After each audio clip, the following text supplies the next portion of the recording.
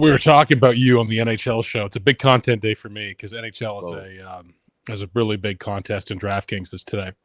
Okay. What was the why were my ears ringing? Because Saul was on the show and we were doing snake draft. First time for NHL, and it was fantastic. Of course. And he said, we need one more person here for snake draft, and that's Keith Stewart. And I said, I don't want 50% representation of the New York Rangers. I can't handle that. Yeah, I would go deep there, especially since we've been so good. Yeah. But, the first rule of snake draft is you don't talk about snake draft. Well, there's also a third rule now, which you'll get to, because Saul broke a rule, so I have to add that rule. What rule did he break? He did a provisional pick. Because just in case a goalie wasn't starting, he did a provisional. I said, you can't do a provisional. What? Was it the woke snake draft? Did I miss the title? Yeah. Is it woke to do provisional? Yeah. Yeah. If you're out of bounds, just hit it out of bounds. Never hit a provisional. That's woke. Yeah, it's like if you're playing slow golf, right? Just make the field smaller and don't actually confront the problem. Yeah, exactly. Exactly. It's been a minute since we've talked golf, and we go to Mexico now. Worldwide Championship. Worldwide Championship? Worldwide Technology Championship. Is that just a generic statement, or is that a brand? That is a brand, yes. Yeah. What kind of technology do they? And in my opinion, their logo has gone through a lot of transformations over the years where it went from Mayakoba to here, whatever. And it's still got way too much going on because they got all the angles of the W and then they try to slide a T in there and they use different colors and everything, but I'm just not buying it. I mean, I think that a straight WWT, they could do a lot more with, but I'm always, it's for the brand. I'm always thinking. Right. So, perfect. Yeah. Hey, speaking of the brand, right? I don't know if he's watching or not, but he usually watches. But our man got his neon sign this week. Who? Jimmy Joe Bob that hit us up for the neon sign. He wanted to read the line sign? He wanted a neon read the line sign, and he got one this week. It took me mailed it to him?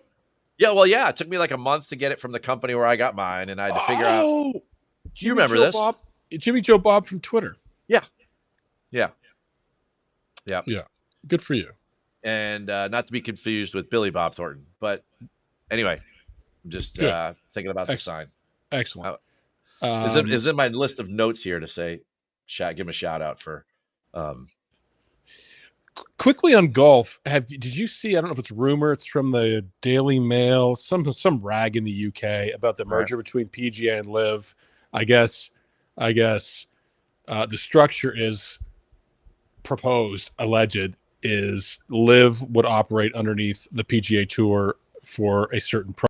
So they would operate under the PGA Tour brand. So it seems like if it's accurate, the PGA Tour is buying LIV. Did you read about it? Nah, that hasn't crossed my desk. Okay, it will cross your desk. All Rory saves the tours is the headline. The fight is over is the headline. Yeah, I mean, I don't know how much pull he's got because he got kicked out of the room, right? By Patrick and Tiger. So when it says Cantlay is ready to make peace and Tiger's ready to make peace, then I'll believe it. But otherwise, forget it. Was there friction now between Tiger and Rory? I don't know that there's friction. I think that I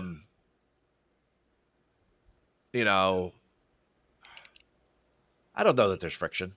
Okay. No, I mean they're in that other investment together, the TGL together, and I think everything's happy-go-lucky over there. I know that. So, I just think this could be guys like that could have a difference of opinion at the corporate level like that, and still be friendly with one another. It's just when it comes to business, they wanted Rory out and he's out, but they could agree to disagree and still play golf together.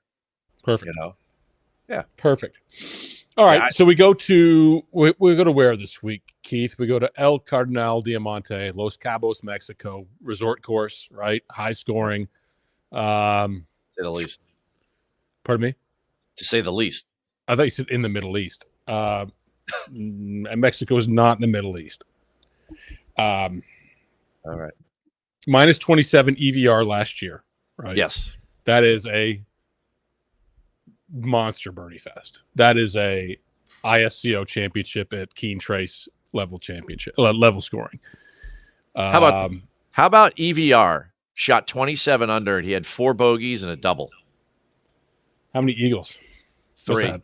3. He had 27 birdies and 3 eagles. It's insane. He shot 8 under on his last 9 holes. I mean, you got to be kidding me. They had 23 rounds last year of 64 or better over 4 days, and 11 of them were on Sunday. We had 16 guys shoot 4 rounds in the 60s. If you shot 16 under, which is 4 under a day, you came in T31. Wow. Go deep or go back to the all-inclusive bar. This place is ridiculous. Get in the zone or get the fuck out. Get in the auto zone. Yeah. Get in the auto zone. So we'll spec out the course then. What makes that happen this week? Wide fairways, not overly long, easy. So we all came in last year, right? We were talking about the wide fairways. They have 97 acres of fairway. Just to give you a contrast or some sort of perspective, this week, the LPGA, they have 30 acres of fairway. Or if we were going to a standard U.S. Open or PGA Championship, like golf course, like an Oak Hill or something like that, they would have 25 acres of fairway. Right. They have 97 acres of fairway. So right? 4X almost. Ridiculous. Totally ridiculous.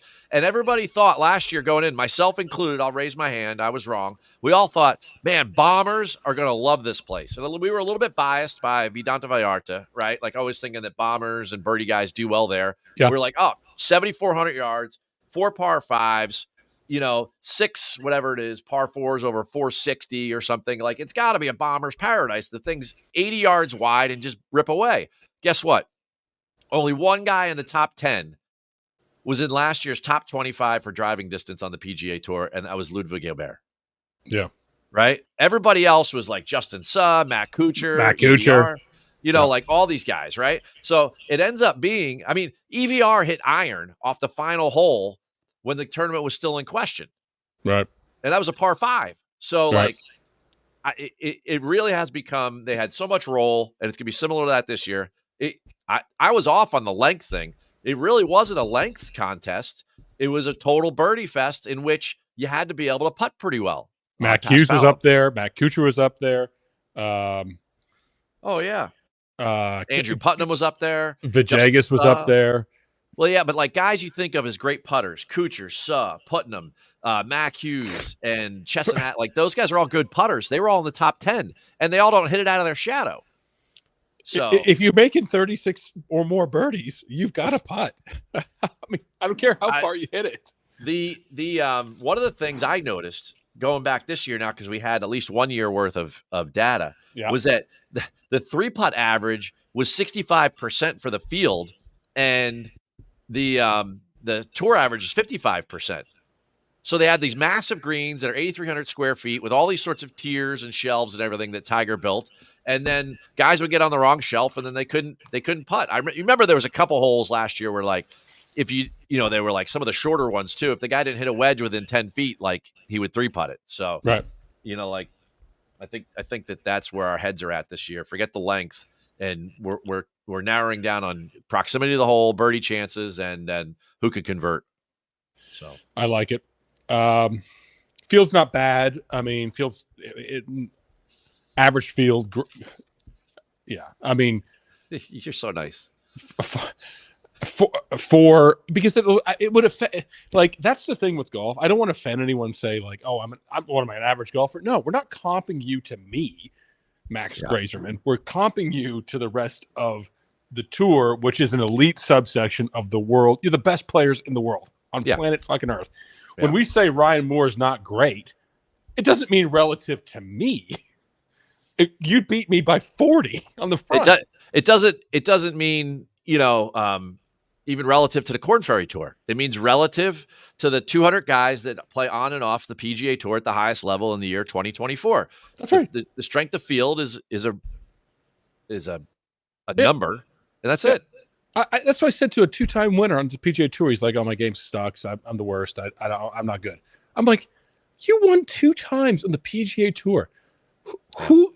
Who's done that? I mean, relative to the amount of people who's ever lived on Earth, like Let alone the number of people that took up golf.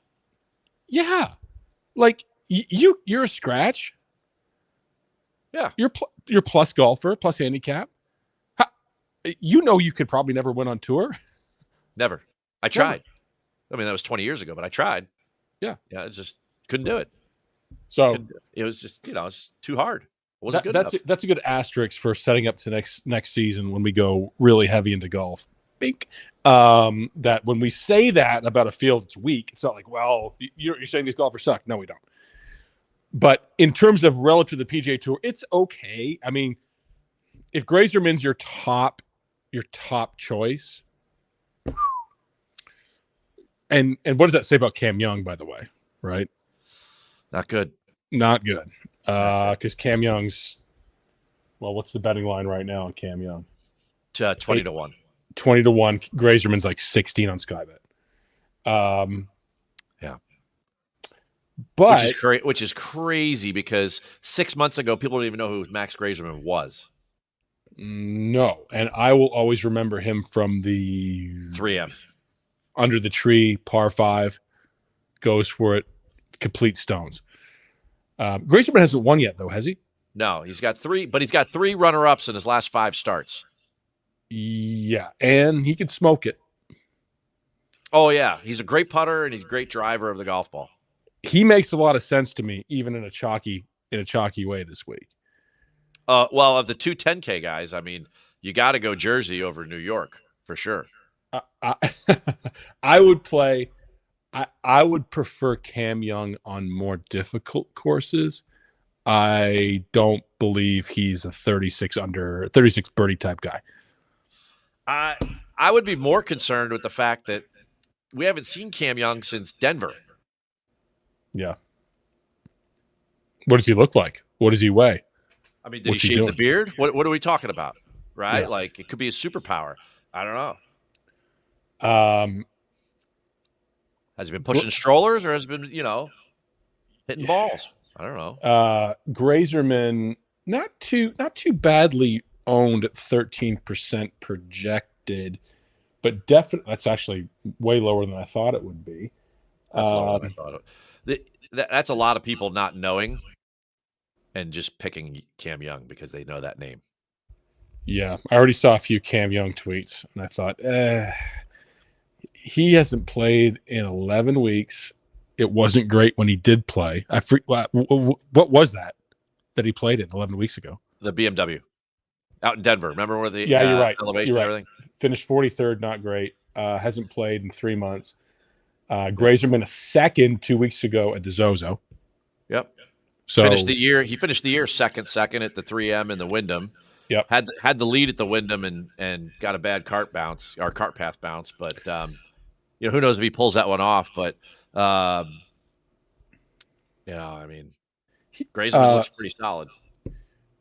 And the other guy at the top of the board right now in terms of betting odds and DraftKings, who's coming off 2 top 3s at the Black Desert and Sanderson Farms, Lucas Glover, who's still sort of vibing late in his career and has experience here. Didn't have a great showing here last year, but a guy who hits fairways. Yeah, I mean, he shot 12 under here last year. Let's not say he missed the cut. Like I said it earlier, if you shot 16 under, you were T31. Yeah. So, I mean, it doesn't seem fair. The cut was 5 under.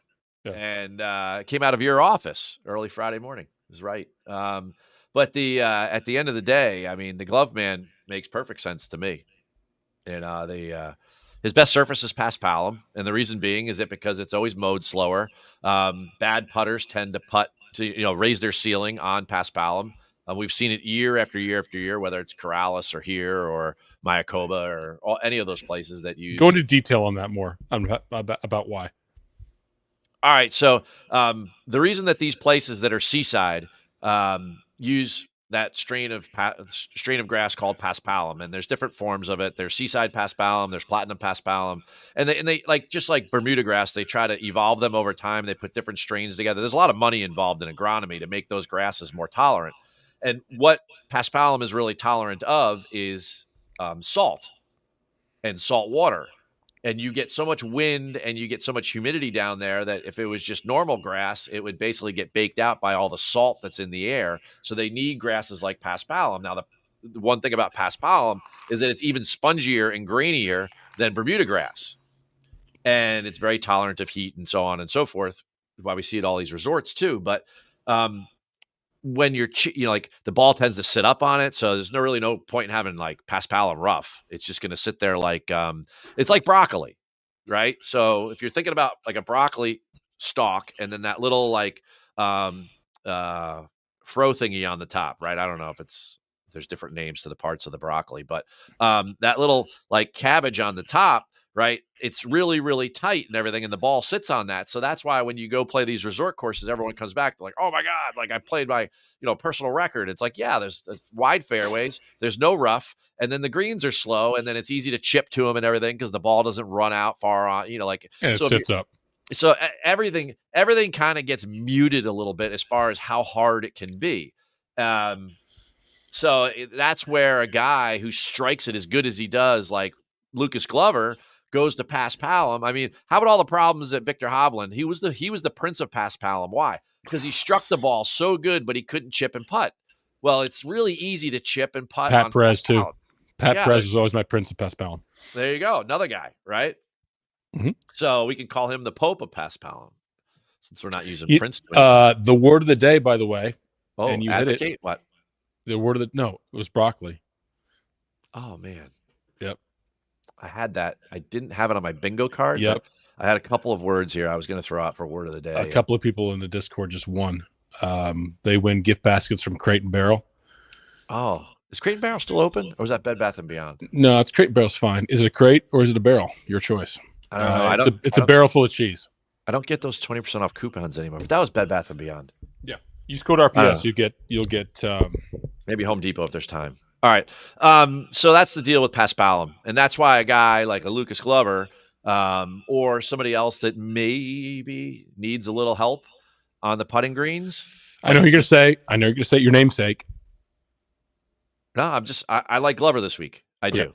Okay. I think that if you're dealing with two types of guys this week, you can have hope. And I always say hope's not an action verb, but if you have a guy that struggles a little bit with the driver, he's got room to play with this week. And if you have a guy that struggles a little bit with the putter, he's got hope.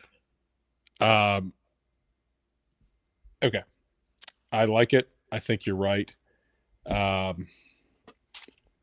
down a few more then. I thought you were going to mention Keith Mitchell, right? Okay. Keith kind of almost stole one for me at the Sanderson. He was third, and then followed that up with two missed cuts. Okay. Yeah. So being sober, Keith Mitchell's probably a good thing right now. Yeah. Yeah. We had to fight through the Sanderson, but on the 72nd hole, he went full Keith Mitchell. But in that 9K range, if you want to think about decent putters who can score, McNeely, Doug Gim can birdie a lot. I feel like a lot of people going to Doug Gim. Bo Hostler's still there looking for his first win. Yeah, I mean, in the nines, a lot of people are talking about Hostler. They're talking about Matty Schmid. Matty Schmid's going to be a statistical darling this week for sure. He's going to be one of those guys that's going to be right up there. And Schmid?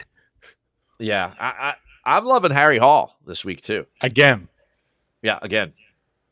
I mean, he's not playing bad. He was ninth at the Black Desert and 13th at the Zozo, or 9th at the Shriners and 13th at the Zozo. I mean, the guy's been good. Yeah. And this suits him because he can get a little left to right with the driver, but everything else is pretty locked in. He'd be the type of guy you give him 60-yard wide fairways. When they say they're bad with the driver, it's because they're used to hitting into 25 to 30-yard wide fairways. You double that distance, he's going to hit more fairways. He hits a ton of greens, and he's a great putter. And he proved at the ISCO he could go deep. So not in terms of grass similarities, but the width of the fairways, like a Kapalua. Does it remind you of that a little bit? Yeah.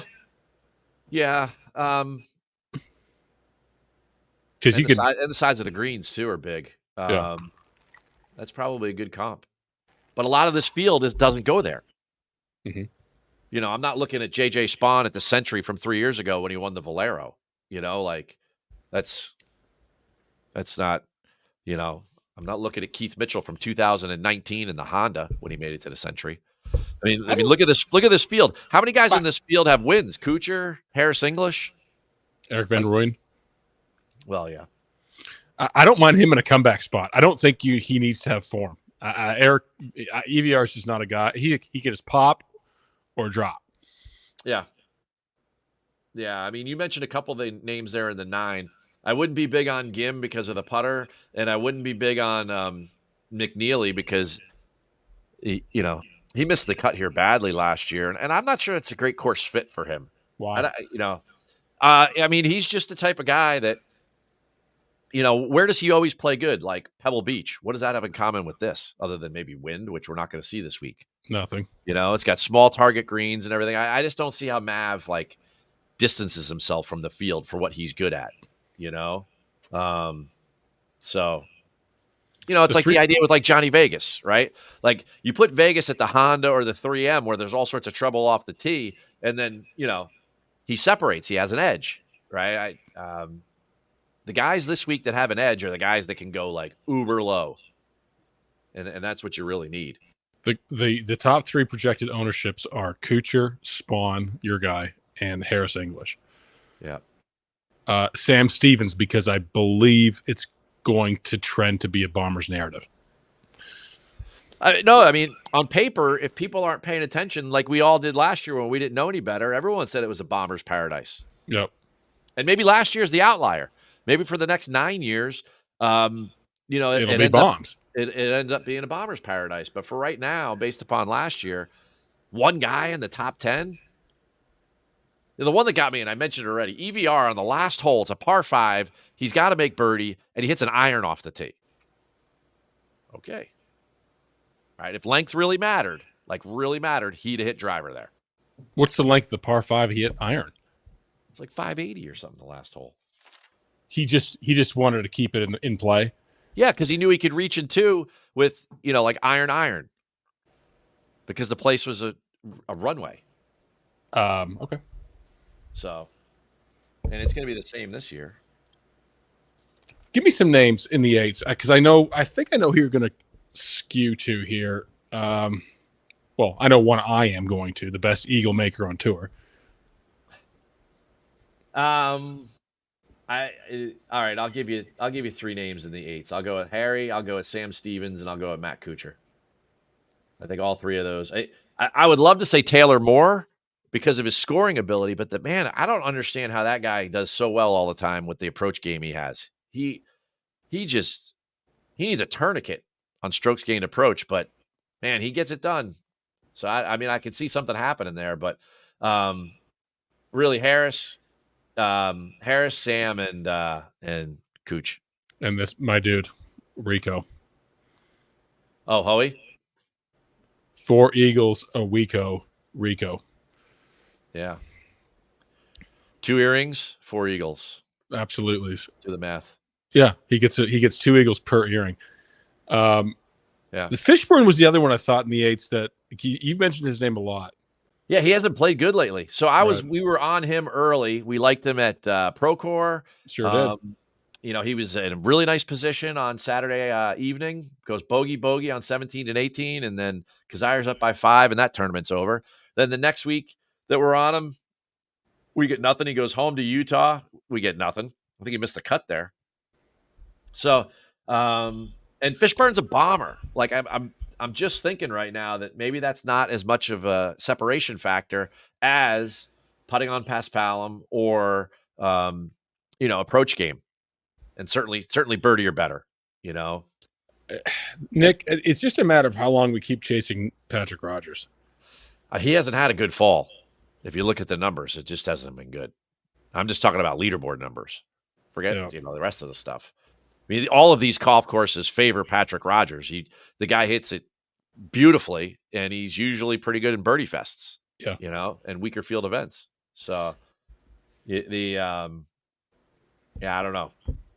Echeverria won last time out. Yeah, how about two guys that have won this fall are in the 7s? Echeverria and Kazire. Yeah, it's amazing.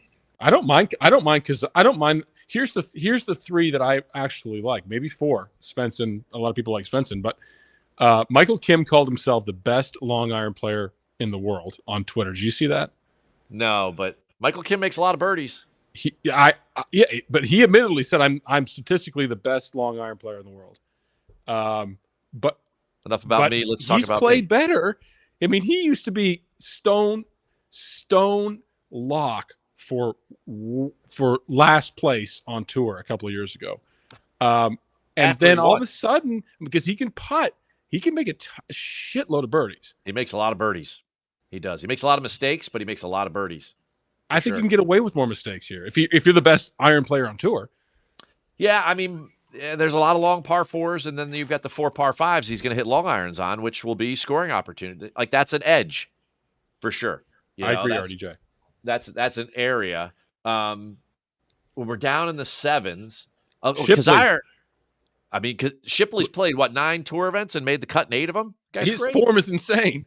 Yeah, it's solid, man. I was just going to say Kazire was like 11th or 12th here last year. You know, or somebody's mentioned there Cam Young. This just is not a good golf course for Cam Young. No. Not at all. Not a good enough wedge player, not a good enough putter. He just doesn't score like that, you know. And his driver, like threading a needle on a golf course at a 60-yard wide fairways. He doesn't separate from the other guys.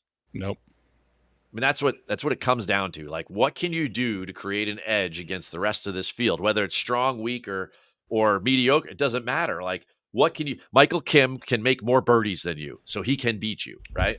Cam Young's not making more birdies. No. Then put Cam Young on a 7,700-yard PGA Championship where driving is a premium.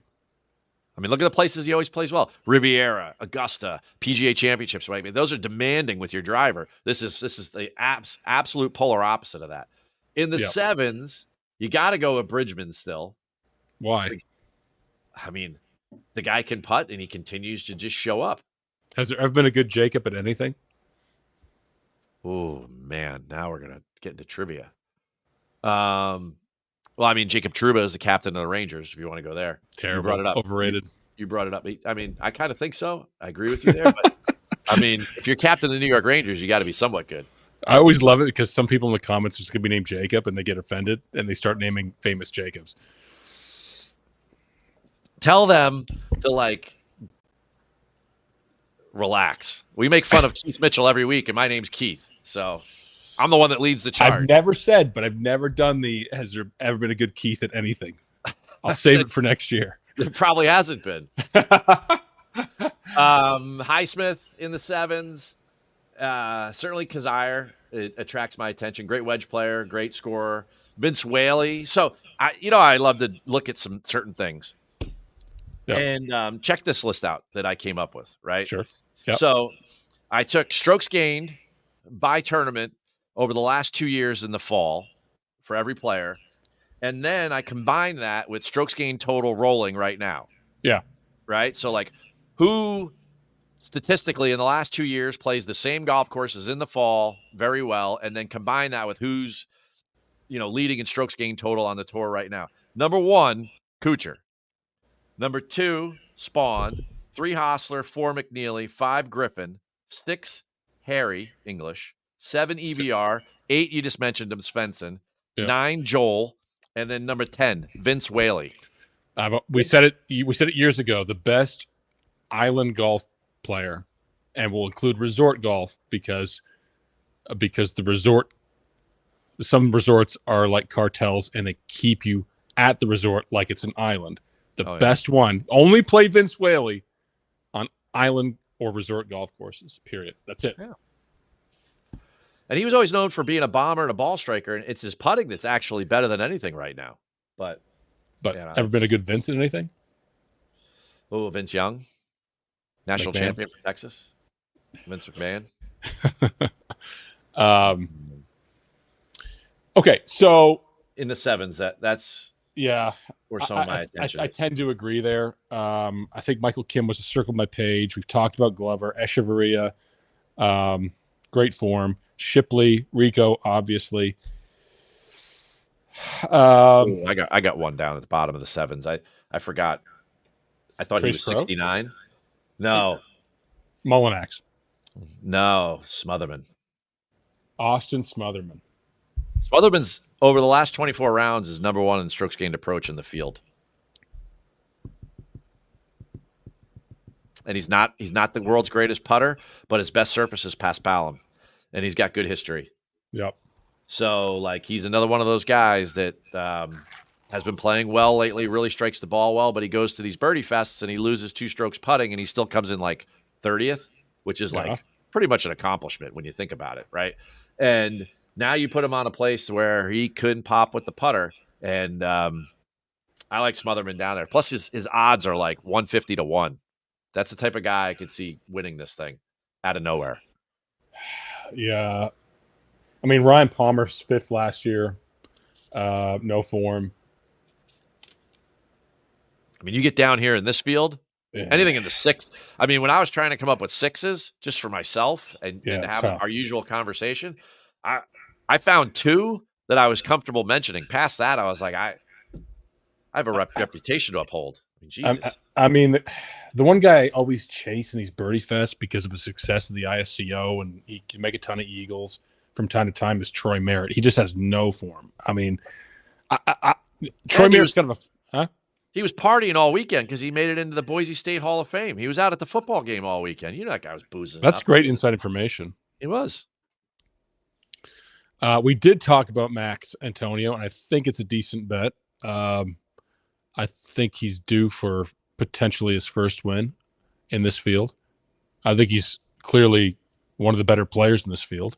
He's definitely a top 5 player in this field, probably top 3 player in this field. You love Brendan Wu. Well, Brendan Wu has not been good lately. No. And I know he is very good on Paspalum and he's good on longer golf courses like Vidanta Vallarta, but I have concerns throwing out Brendan Wu in good conscience right now. Because the track record currently is not strong. Got it. We go down into the 6s. I got 2 names for you. Raul Pereira. Oh. No. Go ahead. Scott Piercy. 6,900. Love it. Can score like crazy. A great iron player. Can make a ton of birdies. Birdies. And his last 2 events, he's been making a ton of birdies. Yep, I like it. So great call. We can go down that road if you want. And then here's another one. What's his tagline? Yahtzee or I forget what it is. Hashtag something. He has his own slogan. Piercy? Yes. I don't know. He's a Vegas guy. Okay. He's a wild man too. No shit. Yeah. But a birdie machine. That's the type of guy that would show up to the tee like on a bachelor party weekend 3 minutes before the tee time and birdie the first 6 out of the chute. He does it on tour. Yeah, telling you. Go ahead. Who's your next one? The other one, not next like there's 3. Next like there's 2. I would dabble a little bit in Wes Bryan. Don't hate it. 6,800 birdies. Scorer. Just this year alone, 2nd in Corrales, Paspalum, birdie type spot. He's been good all fall. Right, he's 13th, 37th, 21st this fall, and I mean he's like 138 in FedEx Cup points, which is pretty good because his year hasn't been great. So I give the guy a lot of credit. And, if you start to talk about conditions, coastal, whatever, his one tour win was at Heritage. So there's a lot of things. I mean, again, if somebody could say, Keith, that's a little thin, but I mean, look at the sixes. What are we doing here? So I could come up with a narrative behind getting behind Wes Bryan is what I'm saying. Okay. Yeah, everyone else kind of tough. And there's not a lot of ownership there. Wes Bryan is actually one of the higher owned, not like 2%, but yeah, a lot of people are just going to play a more balanced build, I think. Yeah, I just don't see a lot. Keith? Yeah. I mean, Chesson Hadley, he can make a ton of birdies. He hasn't been doing it lately. No. And if you go for like a Neesmith's just not the birdie machine. He's the ball striking machine, he's the opposite of Piercy. Like you don't want like a good Adam Schenk. You want like a good like Ches Reavie, like a guy that makes a ton of birdies, I just thought about Ches Reavie. But Ches hasn't been good lately, you don't want Zach Blair who hits it down the middle. You want like I keep watching Will Gordon. I keep waiting for Will Gordon to grow up, and he just doesn't do it. But yeah, grow up, Will. I was talking to some other people, and they're like, "What do you think about Taylor Montgomery? He's the best putter on tour." I was like, "Please, just pump the brakes." Is he playing this tour? He's not in this tournament. He is. What's his price? 6,500. Are you serious? Yep. He's fallen that hard? 2 years ago, the guy had like 4 top tens in the fall. Yeah. Now he's down there. He's right there with Raul Pareda. I think it's worth a look. Taylor Montgomery. He can't get in trouble off the fairway. How about Austin Cook? No way. No way. So Austin Cook, I was looking at this last year. He played well, right? So Austin Cook, he hit 53 of 56, right? 18, yeah. 56 fairways, and he was tied 15th for accuracy off the tee. He missed 3. Adam Long hit them all. That's how wide the fairways are. Hit them all week. Didn't miss a fairway. Classic. I can't play Austin Cook. Not in the year 2024. Taylor Montgomery, I'll have some shares. Austin Eckroat. Eckroat over Pearson Cootie for sure. Norman Jung, RPS Ghost with the Panda. Oh man, he's sharp, so he may be onto something. By the way, the Scott Piercy slogan / tagline is Hiya. Remember that? Yeah. Burger. Yes. Burger. Yes. Like. He could score. I don't know. Burger's won at places like Honda, not this type of event. Hey, he's won Keith, he's won at Memphis. What? Are you ready? What are we doing? Are you ready? Yes. Are you ready to ride the snake? Oh. Then you shouldn't be afraid to ride the snake. Ride the snake. All right, Snake Draft brought to you by DraftKings. DraftKings, dkng.co/RPS. That's pick 6. Put $5 in pick 6. Make some golf over-unders this week. Get 50 back from DraftKings. Use code. I thought you were RPS. going to play the doors.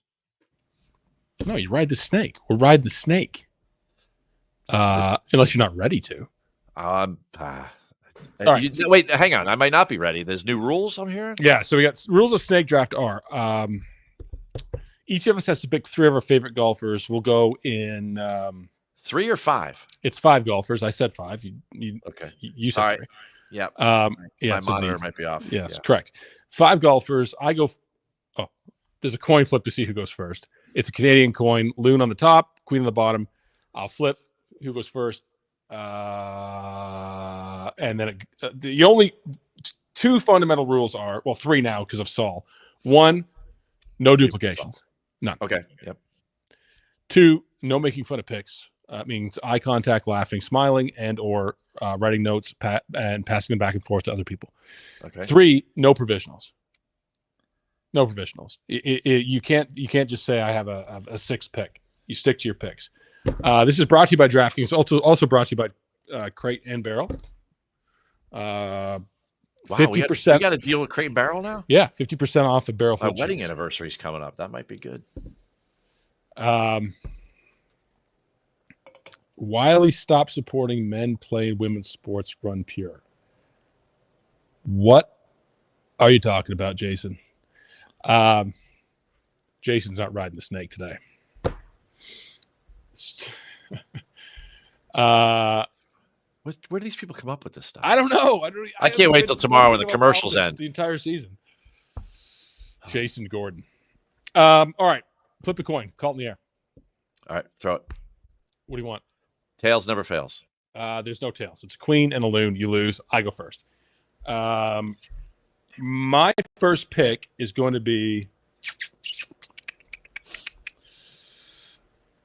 he's not chalky, so I'm going to say it. Grazerman. All right. I get 2 picks. I'm going to go with the glove man first, Lucas Glover, and his lab putter, filling it up on Paspalum. And number 2, I'm going with my New Jersey boy, Mad Max Grazerman. Okay. I'm going to go Glover 2, and then Rico Hoey, my man, the best eagle maker on tour. Hoey. Two eagles per diamond is stud earring. Hoey gets it done. Hang on for a second. I got to check something. Oh, okay. He's only 40-1. That's not as deep as I thought. I mean, that's how bad this field is. He's 40. Rico Hoey's 40-1. All right.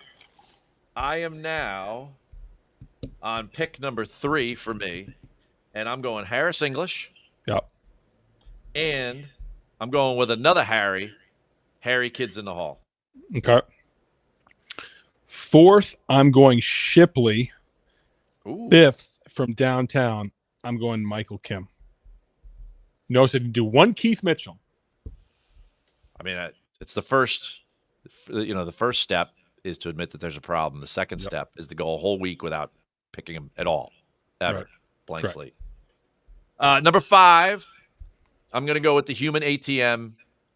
Very popular down in Mexico, and it inspires him. The crowd in Mexico loves him. They love to get behind him. The one, the only, Matt Kuchar. Say it with me. Matt Kuchar. Didn't he stiff his caddy in Mexico? I think you're right. Yeah, that was Mexico. What was the guy's name? It was at that other resort they used to play at. Inigo Montoya? Is that his name? No, the resort they used to play at. That. Chapultepec. Nope. No. Mayakoba. Mayakoba. Yes. Yeah. Exactly where it was. El Chameleon. Yeah. El Chameleon. Designed by Greg Norman. That was keep Kuchar. That's a fine pick. That was a terrible, terrible golf course. Oh. Was it terrible? Oh my God. It's like if Russell Henley had a twin brother who was a golf course architect, he would have created that golf course. Let's hit it here. Let's hit it here. Let's hit it here. I mean, how boring could golf be? I don't know. Okay. Anyway. All right. Picks are Grazerman, Glover, Hoey, Shipley, Kim for Wiley. Glover, Grazerman, English, Hall, Kuchar for Keith Stewart. Stood by the rules. There was no mocking each other. There was no duplications. And, I think we're good. Caddy was David Ortiz. That's not true. No, he had a name. He had a nickname. He did. He was like Ghost will get it. Oh man. It's the first person who gets a barrel of cheese. It's like Pablo or something. Yeah. It was not Pablo. Escobar. No. His caddy was Pablo Escobar, and he stiffed Pablo Escobar. All right. Wednesday, you're traveling, but not here. No. Okay. No, I got a thing. Hang on. We got to figure out what this guy's name is. It was L something. It was El Tucan. Got it. El Tucan. Attaboy Ghost. Paid him what? $1,000 for the win? Yeah. Yeah. He made like 1.3 million. He was like, here's 500. Take a walk. Paid him in fives. And people got after Kuchar for that for like a year. And he had to answer questions about that. That was right. How much would you think he would have paid just to go back and just give the guy the money and not have to deal with it? He could have, but he just refused to because he's too cheap. Yeah. Yeah. Not a great Okay. look. Next week we go into we're going the other way to Where? Bermuda. Bermuda. Butterfield, Bermuda. They're going to be an hour ahead of us. In the middle of the ocean, right? Yes. The Are you going to Bermuda? What's your first tournament you're going to go to? Do you know yet? I'll be at Sea Island in 2 weeks. Oh, Sea Island already? Yeah. Sea Island is so we go to Bermuda, then we go to RSM. Nice. RSM starts getting to legit zone of tournaments. Well, yeah, and then we go to Thanksgiving, and then we're off for a month. Okay. I mean, I guess the Hero. We will talk about that, but well, it was nice. It was nice for a 2-week vacation to finally ride the snake back with you, and Yes. let's do it again next week in Bermuda. Peace.